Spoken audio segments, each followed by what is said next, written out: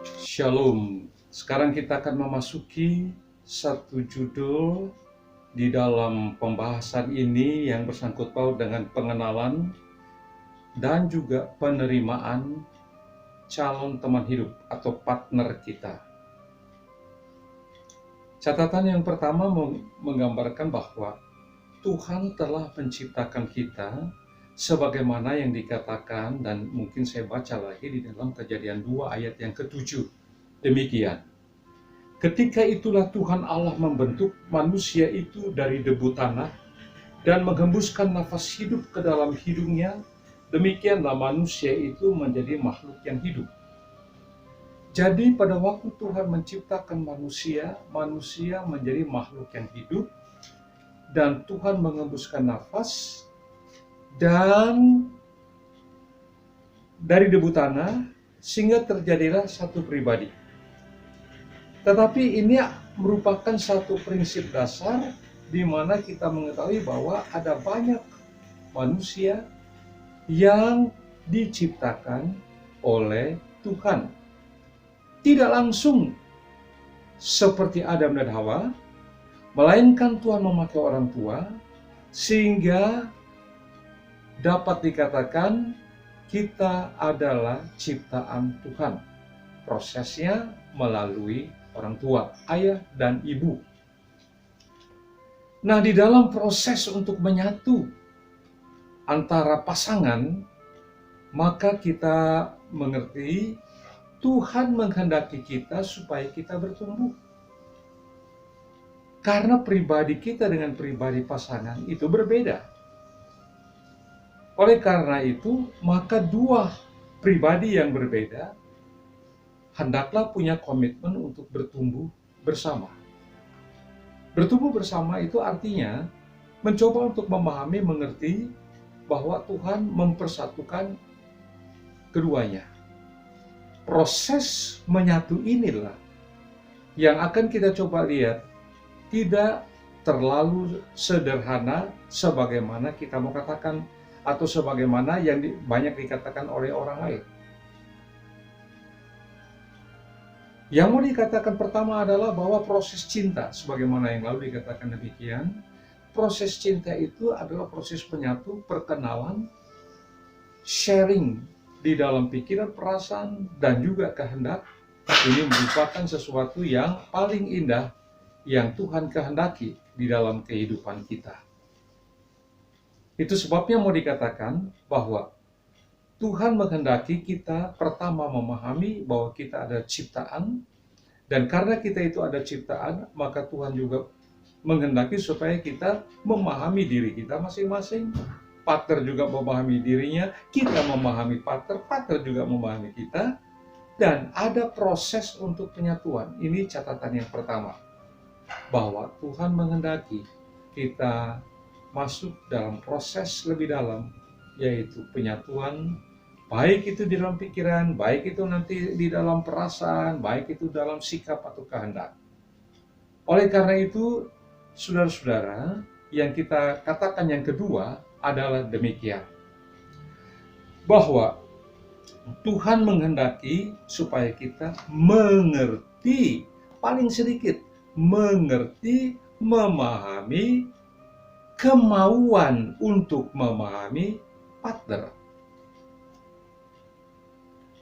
Tuhan memberikan partner dalam hidup kita, dia laki-laki, aku perempuan, atau sebaliknya aku laki-laki, dia perempuan. Ada dua hal gender yang berbeda, laki-laki dan perempuan. Dalam dua hal ini, mari kita coba memahami siapa partner kita yang perempuan atau siapa partner kita yang laki-laki. Paling sedikit kita mau mengerti itu. Ini akan dibahas nanti pada berikutnya. Tapi yang saya mau katakan di sini yaitu bahwa Tuhan menghendaki kita untuk terbuka, selain memahami diri kita sendiri, tapi juga memahami orang lain. Di dalam kedewasaan untuk mengerti diri dan mengerti orang lain, kedewasaan itulah yang bertumbuh yang akhirnya sampai pada satu komitmen untuk masuk dalam pernikahan. Tetapi ini membutuhkan satu semacam upaya, usaha, keringat. Setelah keringat, di dalam usaha itu, terbukalah akan kebahagiaan. Jadi kebahagiaan itu Tuhan berikan kepada kita melalui usaha, melalui upaya untuk mengerti, untuk menerima satu dengan yang lain. Dia tidak datang sebagaimana roti yang turun dari langit, ya, pada zaman dulu itu yang kita sudah baca dan kita mengerti. Tetapi berbeda dengan anugerah Tuhan yang sekarang dalam soal untuk masuk dalam pemahaman bersama suami, istri, atau calon. Itu yang mau dikatakan di sini. Oleh sebab itu, saudara-saudara, mari kita juga memahami, terbuka, bahwa aku mengerti diriku, aku mau mengerti calonku, aku mau mengerti dia sebagai ciptaan Tuhan. Ciptaan ini adalah ciptaan yang Tuhan siapkan bagi kita. Itulah sebabnya mengapa kita katakan bahwa alangkah berbahagianya kita pada waktu kita membuka pikiran, membuka pengertian untuk diri sendiri dan juga untuk partner kita. Karena dengan demikian kita akan masuk di dalam yang lebih indah, yang lebih bahagia di dalam menguat siapa partner kita yang Tuhan berikan untuk kita. Itu catatan yang dasar, catatan dasar di mana kita akan masuk di dalam penerimaan yang lebih konkret satu dengan yang lain. Benar dikatakan tadi bahwa Tuhan menciptakan kita dari debu tanah, mengembuskan nafas hidup ke dalam hidungnya. Demikianlah manusia itu menjadi makhluk yang hidup. Setiap orang mempunyai yang disebut dengan karakter atau temperamen. Sejak awalnya Tuhan sudah menciptakan demikian. Dari mana kita memahami itu? Kita bertolak daripada pembacaan tadi Kejadian 2 ayat yang ke-7. Demikianlah manusia menjadi makhluk yang hidup. Makhluk yang hidup. Pelajaran yang lalu kita mau katakan bahwa itulah yang disebut dengan jiwa. Tiap manusia punya jiwa. Tiap manusia punya sifat, punya temperamen, punya watak yang berbeda-beda. Di dalam dunia ini, saudara-saudara, penduduk dunia pada 2020 ini diperkirakan 7,7 miliar. Penduduk Indonesia di dalam tahun 2020 ini diperkirakan berjumlah 271 juta manusia. Indonesia 271, dunia 7,7 miliar 2020. Ini uniknya ciptaan Allah, yaitu manusia. Di mana uniknya? Tipe kepribadiannya tidak ada yang identik satupun. Atau dua orang yang identik. Tidak ada. Ini yang disebut dengan unik. Karena Tuhan sendiri yang menciptakan sedemikian rupa. Ada kemiripan, ada kedekatan, tapi identik tidak.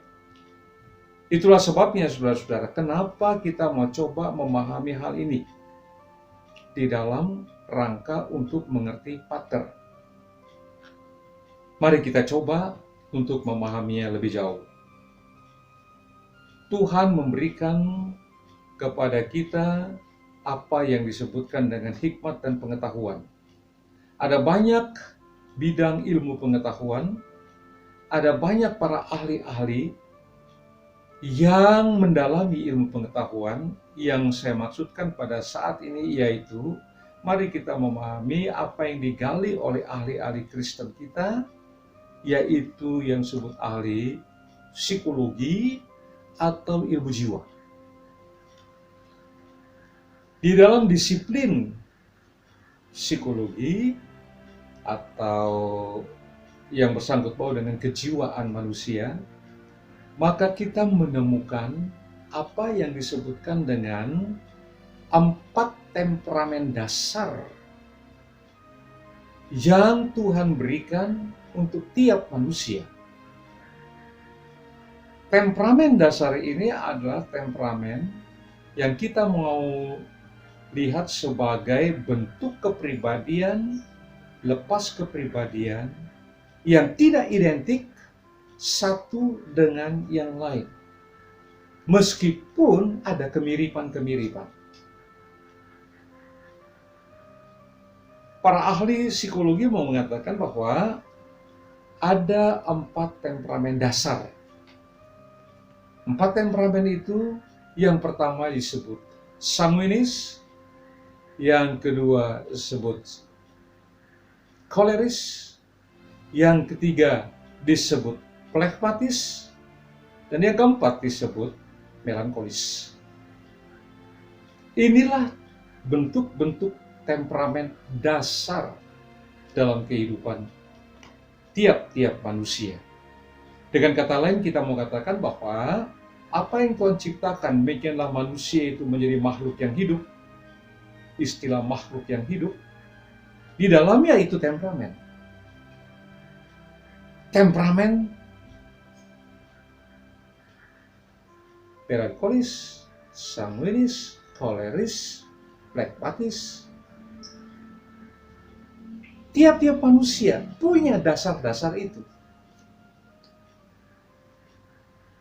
Saudara-saudara, mari kita coba memahami ini. Karena tatkala kita memasuki akan rencana pernikahan atau paling sedikit pertunanganan, maka marilah kita coba untuk memahami siapa dia atau siapa calon partner kita ini. Yang saya maksudkan ialah siapa dari sudut temperamen, supaya kita juga memahami, supaya kita juga mengerti, dan akhirnya bisa saling menerima, saling menutupi kelebihan dan kekurangan, karena tiap-tiap temperamen mempunyai kelebihan dan mempunyai kekurangan di dalam kehidupan. Nah, itu yang kita mau coba angkat sedikit, karena ini semua adalah kutipan daripada psikolog-psikolog, daripada bidang psikologi, termasuk juga psikolog Kristen, yang mencoba untuk memahami ini dari sudut Alkitab. Saudara-saudara, mari kita coba lihat secara garis besar temperamen-temperamen itu, baik di dalam kelebihannya maupun di dalam kekurangannya. Karena tiap temperamen ada kelebihan dan ada kekurangan.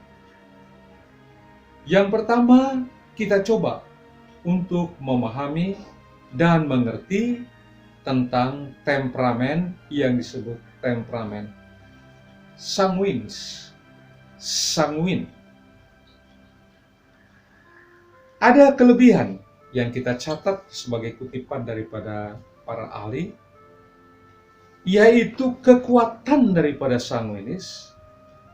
Pertama kita catat, yaitu orang yang suka berbelas kasihan. Yang kedua, kita bertemu dengan kekuatannya, kebaikannya, kekuatannya, yaitu suka bersahabat. Yang ketiga, kita bertemu di dalam kekuatannya, cepat bertindak. Ambil keputusan, cepat bertindak. Yang keempat, yang merupakan kekuatannya, yaitu orang tipe ini adalah tipe antusias. Jadi antusiasmenya kuat. Ini catatan sederhana daripada kekuatan orang-orang sanguinis. Nah, sekarang mari kita coba lihat kelemahannya. Karena ada kelebihan, ada kekurangan, ada kekuatan, ada kelemahan.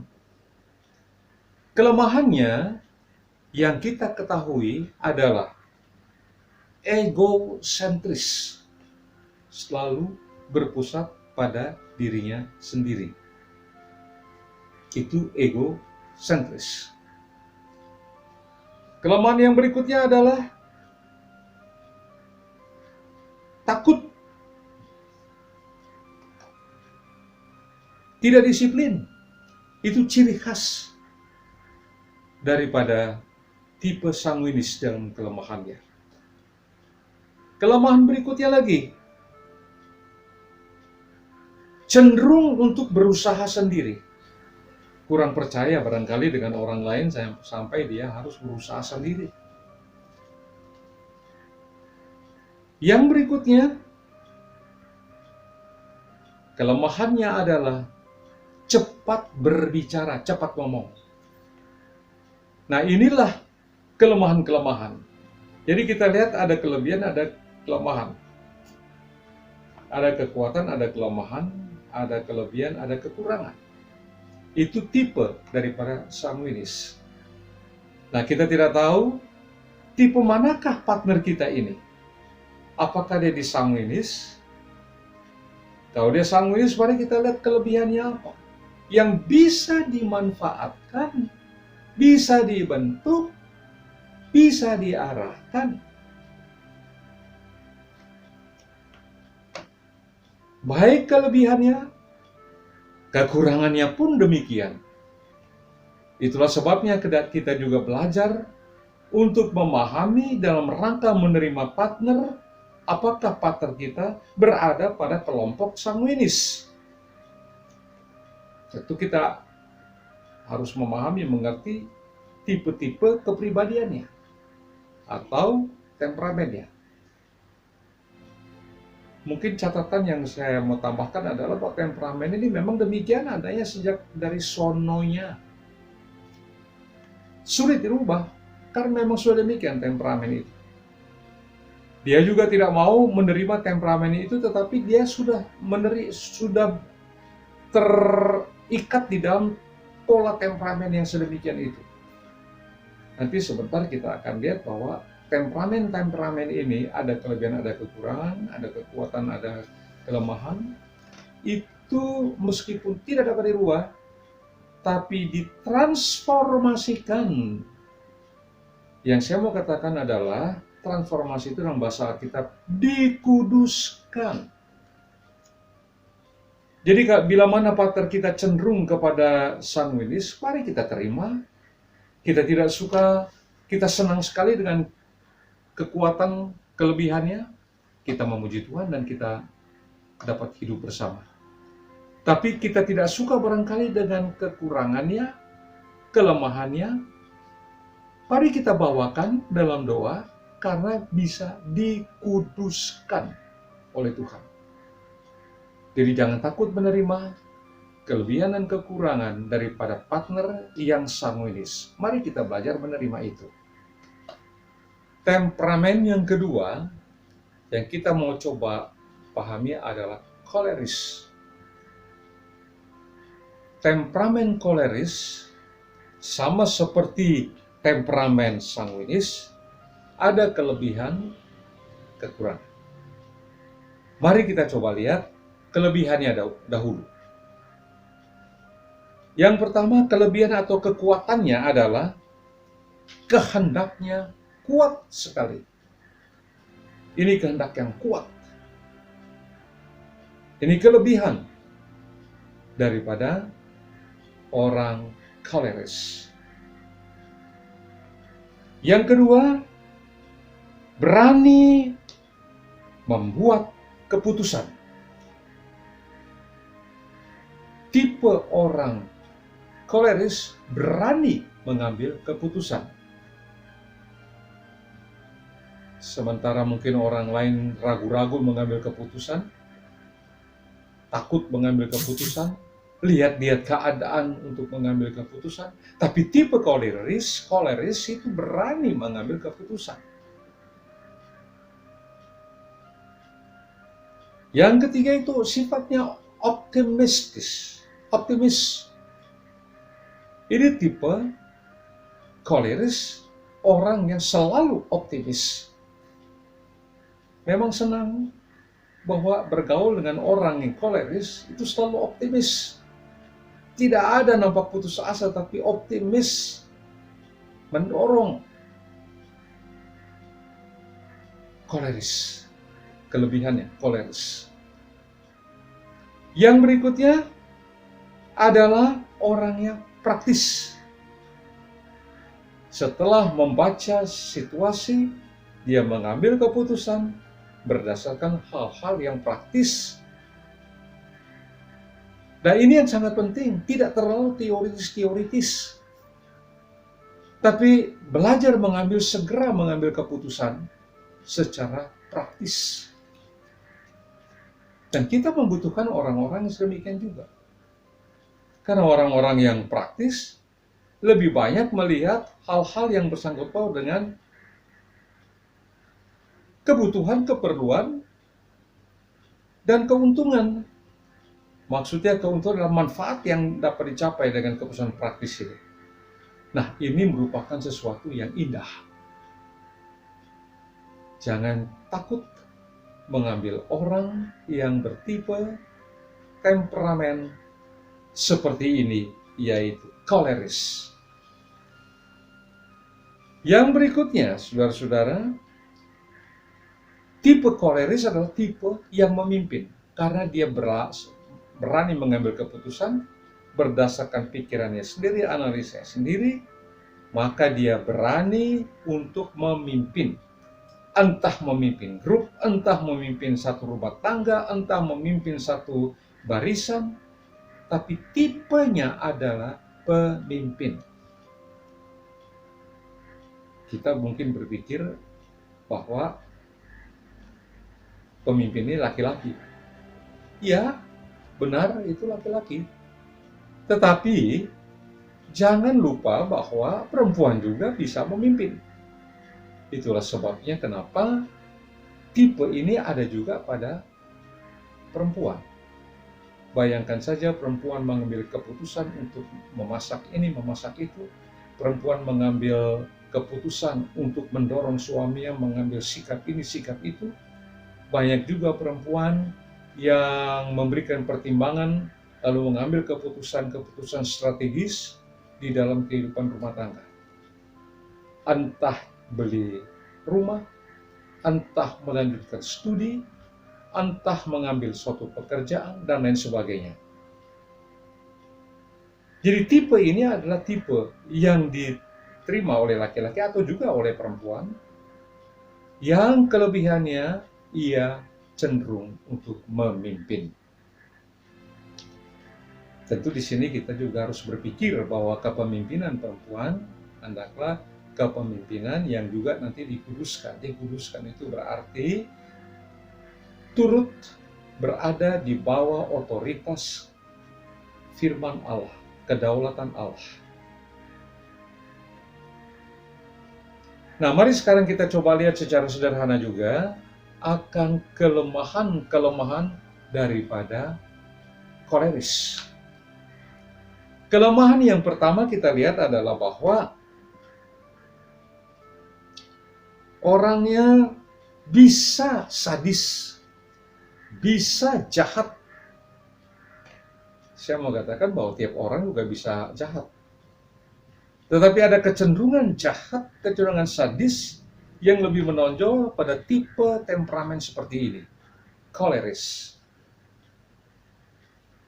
Tentu saja, kalau kita melihat apakah orang koleris perlu dijauhi? Tidak. Karena ada banyak suami dan istri beda temperamen, tetapi bisa hidup rukun bahagia di dalam rumah tangga, meskipun salah satunya adalah koleris, yang sifat kelemahannya adalah bisa jahat. Kelemahan berikutnya yaitu pemarah. Pemarah ini setiap orang bisa marah. Tapi kebiasaan marah, kebiasaan ini temperamen. Sekali lagi, setiap orang bisa marah karena hal-hal tertentu menyakitkan atau merugikan atau tersinggung dan lain sebagainya. Tapi temperamen pemarah koleris kecenderungannya adalah marah terus-menerus. Sedikit saja marah. Ada kesalahan sedikit marah. Tapi ini temperamen. Saudara, kita tidak bisa katakan bahwa kalau marah-marah ya kita stop saja, tidak bisa melanjutkan hubungan. Bukan. Lagi di sini saya tekankan, temperamen yang Tuhan berikan, sanguinis, koleris, dan nanti ada dua lagi, itu adalah dikuduskan bagi orang percaya. Itu sebabnya mengapa dua-dua harus menjadi orang percaya, supaya dua-dua juga dikuduskan oleh Tuhan. Tidak membangkitkan kelemahannya sebagai ego yang harus diperhatikan terus-menerus. Kelemahannya seperti pemarah terus-menerus menjadi marah. Tidak. Ingat, Tuhan menguduskan. Ini yang biasa kita sebut dengan transform temperamental. Transform temperamental. Temperamen yang transformasikan. Bukan diubah ke dalam pengertian bahwa dari sononya orang sanguinis berubah jadi koleris, tidak. Tapi masing-masing sanguinis, masing-masing koleris itu dikuduskan oleh Tuhan.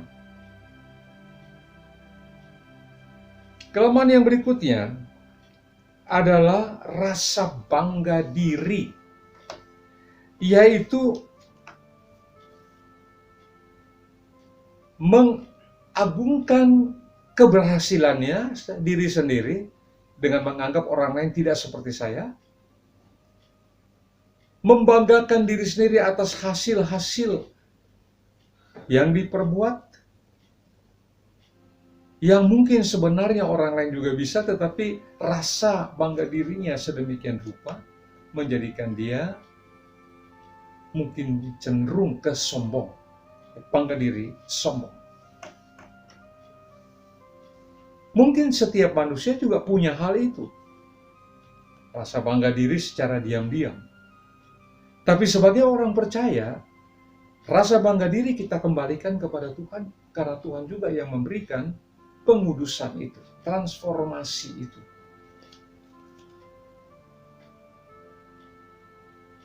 Jadi jangan takut untuk menerima partner yang juga seringkali bangga diri. Ingat, Tuhan menguduskannya. Yang berikutnya adalah tipe koleris yang penuh kelemahan ini adalah mendominasi. Nah, itu sebabnya mengapa seringkali antara partner hidup kelihatan mana yang dominasi sekali, mana yang dominan sekali, mana yang berpengaruh sekali. Sepertinya dia terlalu berpengaruh, mendominasi. Dalam percakapan juga sering mendominasi, dalam pendapat juga seringkali mendominasi. Kadang-kadang kita sebagai partnernya juga merasa tersisih karena dominasi itu dimiliki oleh partner kita. Nah, inilah koleris, kelemahannya. Lagi kita mau katakan di sini bahwa ada banyak juga di dalam rumah tangga dominasi, bukan hanya suami tapi juga dari istri. Karena apa? Karena adalah temperamen. Takutkah kita? Semua manusia juga punya hal seperti ini. Tapi yang lebih indah bahwa kita punya Tuhan Yesus, oleh Roh-Nya yang kudus, melalui firman-Nya, kita dikuduskan, dominasi, dikuduskan, sehingga berada pada tempat yang tepat, kapan dan di mana dominasi itu kelihatan. Sambil menghormati partner dalam kepribadiannya. Inilah hal yang indah di dalam kita mencoba untuk mengerti sanguinis dan koleris. Mungkin kita evaluasi singkat, saudara-saudara. Ada kelebihan sanguinis, jangan terlalu bangga di situ. Ada kelebihan koleris, jangan terlalu bangga di situ. Lagi mau dikatakan, kelebihannya perlu dikuduskan, ada kelemahannya atau kekurangannya koleris dan atau juga sanguinis, jangan kita buang, jangan kita tidak peduli dengan manusianya, tidak. Kita terima, tapi sebagai orang percaya, sekali lagi saya mau katakan ini pentingnya sebagai orang percaya, yaitu menguduskan temperamen itu di dalam Tuhan.